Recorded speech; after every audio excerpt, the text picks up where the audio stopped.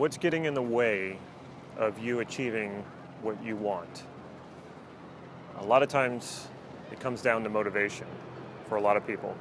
Could be other reasons, but I'm going to talk about motivation. Motivation is, and another way of saying it, how badly you want something.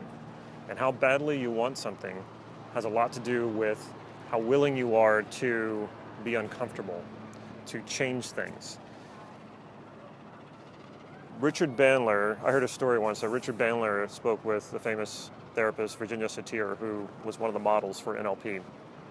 And they had a discussion, and Bandler was thinking that human survival was the driving motivation, the driving factor for everything that we do, or the strongest thing. And Virginia said, no, it's not. Familiarity, comfort, is what drives human beings. And I've gotten into a lot of discussions lately with people, especially on political issues, and what it comes down to is they'll throw facts, data, logic right out the window when it comes to clinging to what they've been taught or what they've been believing all this time, because it's too uncomfortable to change their mind. It becomes an emotional thing. It becomes about their identity, and this is what we call limiting beliefs. So oftentimes, what keeps us from having the motivation to do things that we want to do or achieve things has to do with familiarity and how comfortable we feel and how uncomfortable it's going to feel, and the fear of how uncomfortable it's going to be when we start going after a goal, or we start challenging ourselves to do better, or we start holding ourselves to a higher standard. This doesn't feel very good. And that's the hero's journey. The hero's journey is about stepping off into a new world, stepping off into what's unfamiliar so that you can challenge yourself, so that you can become better at something. A lot of times people get very comfortable when they start making a certain amount of money, and they kind of sit back and they don't do as much. They don't go after achieving their potential. And you see this in almost every other area. A lot of times people will just accept a relationship that they're in, even though it's not the best relationship that they could be in, or maybe the person they're with is not the best person for them. There's a certain comfort that comes with it. They feel secure, so they stay in it. It's amazing to me how long people will stay in bad situations that aren't serving them. I'm one of those people. I've done that too. We all do.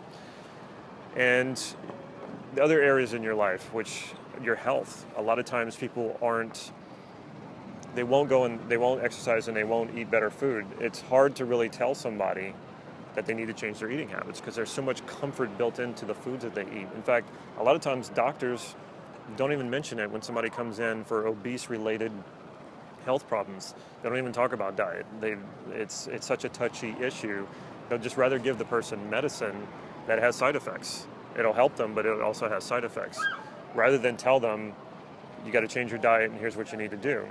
So what's keeping a lot of people from losing the weight and getting healthier is it's about the comfort they feel with the foods that they eat.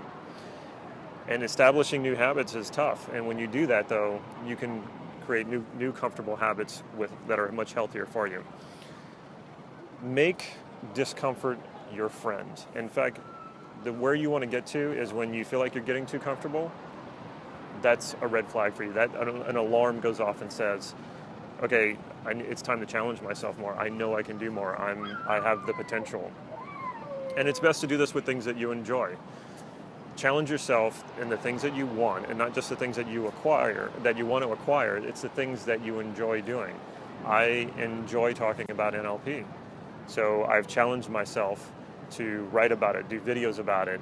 Eventually I'm going to do podcasts on it. So I'm constantly challenging myself to do something, to get better at something that I already enjoy doing. So find that thing for yourself that you already enjoy doing, that you could be passionate about or that you already are passionate about, and challenge yourself to get better at it. Move toward your potential and see how far it can take you. As always, check out our website, nlp-gym.com. Follow us on Facebook for updates, and click subscribe on this YouTube channel. And remember, we have a special going that by this Sunday, if you sign up for Sleight of Mouth, you can get $50 off. It was in the link that is in the previous video to this one, or if you got the email, it's in that link. So check it out. Sleight of mouth is an incredible technology. It's part of why NLP has the reputation that it has for persuasion and influence. And you can come to Santa Cruz, here in beautiful Santa Cruz, for 2 days and learn that from Doug O'Brien. Take care.